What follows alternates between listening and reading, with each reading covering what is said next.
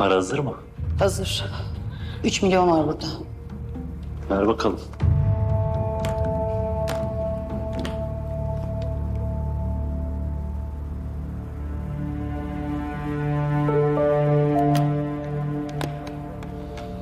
Akif abiye dua et.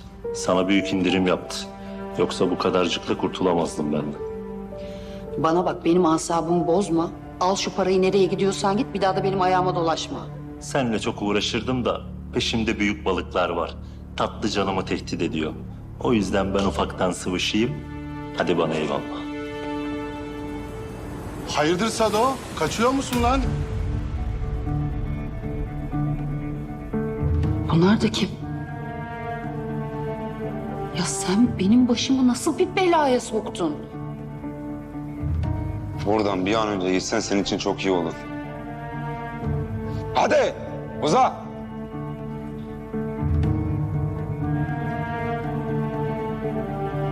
Yok abi, sen yanlış anladın. Kaçma falan yok. Kadın para getirdi. Al bak, içi para dolu. Ver lan şunu.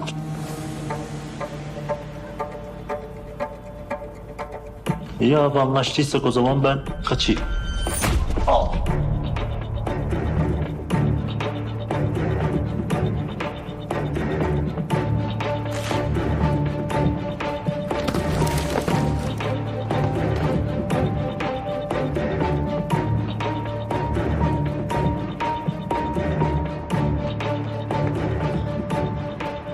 Öldürdüler adamı. Gözlerini kırpmadan öldürdüler. Allah'ım, ben neyin içine düştüm?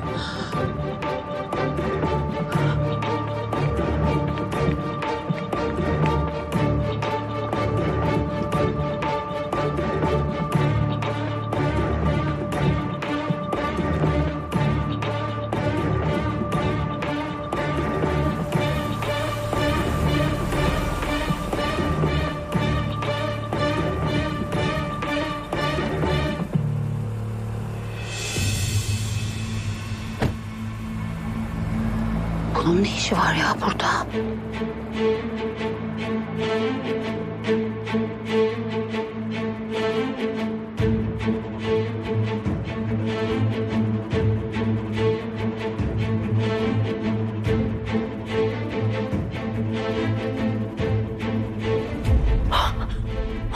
Ne oldu sana?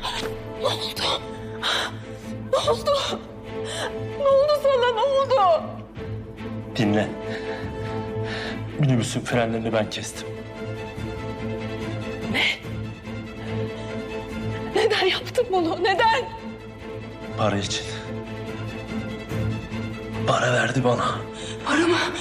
Kim sana para verdi? Kim verdi söyle. Ölme sakın, ölme. Ölme. Uyan, uyan, ne oluyor? Uyan.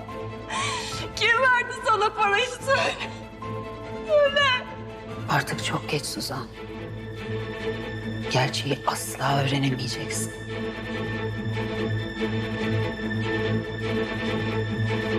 Hadi söyle.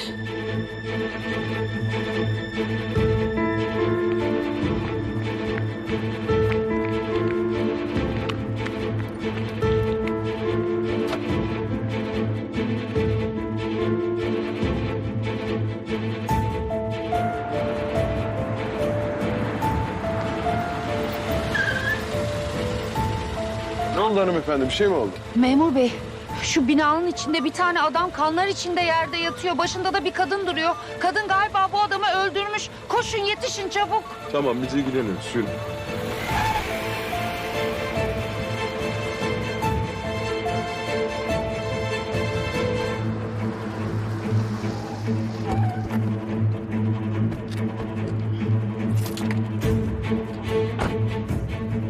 Kıpırdama!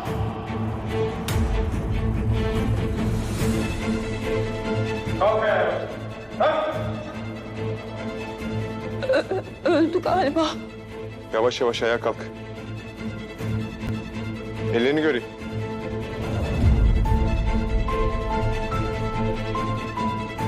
Ben yapmadım. Bakın, ben hiçbir şey yapmadım. Yemin ederim hiçbir şey yapmadım. Ben masumum. Ben geldiğimde öyle kanlar içinde yatıyordu.